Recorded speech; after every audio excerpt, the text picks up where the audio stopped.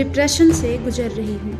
मुझे बहुत अकेलापन सा लग रहा है। मैं जो कर रही हूँ उस सब के लिए कोई भी जिम्मेदार नहीं है। मैं किसी का विरोध नहीं कर रही हूँ। प्रत्युषा गरिमिला। ऊपर कहीं लाइनें मशहूर फैशन डिजाइनर प्रत्युषा ने लिखी है। ये 4 पेज की सुसाइड नोट ने किसी से उसकी जिंदगी हमेशा हमेशा के लिए छीन ली। ये लाइनें वो मौत के कुछ दिन पहले से ही लिख रही थी। हालांकि प्रत्युषा ने जिंदगी से हार मानने और अपने इस फैसले की वजह का जिक्र तो कर दिया, लेकिन उसने अपने परिवार और चाहने वालों के लिए तो हमेशा के लिए गहरा जख्म छोड़ दिया। प्रत्युषा ने अपने परिवार समेत दोस्तों से माफी तो मांग ली थी, लेकिन कुछ जख्म ऐसे होते हैं जिसे चाहकर भी कम या खत्म नहीं किया जा सकता। यही हाल यहाँ भी था। मशहूर फैशन डिजाइनर प्रत्युषा गरिमाला की मौत की खबर ने सबको हिलाकर रख दिया था। इस मौत के बाद बॉलीवुड से लेकर टॉलीवुड के सितारे सदमे में हैं। वहीं इस मौत ने साउथ फिल्म इंडस्ट्री को तो मानो झकझोर कर रख दिया था। दरअसल प्रत्युषा गरिमाला का शव उसकी बुटीक पर संदिग्ध हालत में मिली, जिसके बाद पुलिस लगातार जांच में जुट गई थी।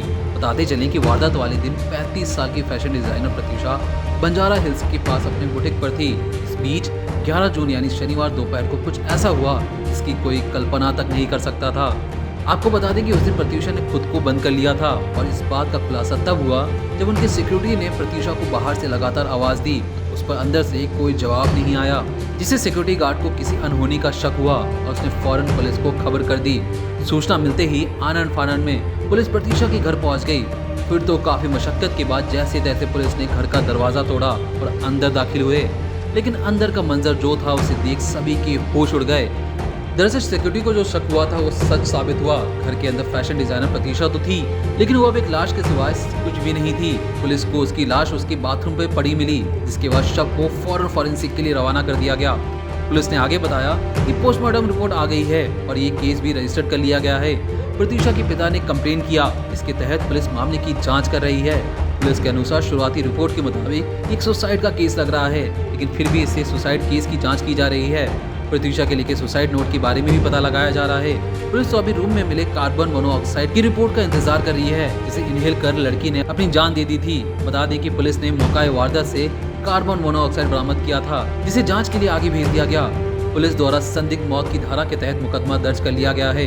चूंकि रिपोर्ट्स की माने तो मशहूर फैशन डिजाइनर ने कुछ दिन पहले ही अपने बुटीक के सभी वेंटिलेशन को बंद करने के लिए हाल ही में एक कारपेंटर को बुलाया था, और किस्मत का खेल तो देखिए, प्रत्युषा की लाश उसी बाथरूम में मिली जहां का वेंटिलेशन उन्होंने बंद करवाया था।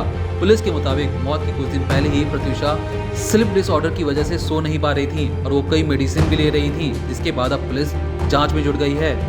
आपको ये भी बताते चले कि प्रत्युषा इतनी होनहार थी कि उसने खुद के नाम से अपना ब्रांड बनाया था, और इतना ही नहीं, अपने दम पर इस लड़की ने खूब नाम कमाया। प्रत्युषा का फैशन लेबल प्रत्युषा गरिमाला के नाम से कपड़ों का ब्रांड है, जिसकी फ्लैगशिप स्टोर मुंबई और हैदराबाद में है। इसके अलावा डिजाइनर प्रत्युषा इंस्टाग्राम के जरिए भी अपनी डिजाइन की मार्केटिंग करती थी, जिससे उसकी अच्छी खासी कमाई हो जाती। वैसे तो इंस्टाग्राम पर साझा की गई तस्वीरों में उनके ज्यादातर डिजाइन किए आउटफिट इंडियन स्टाइल के होते थे। ब्यूरो रिपोर्ट, प्राइम तक।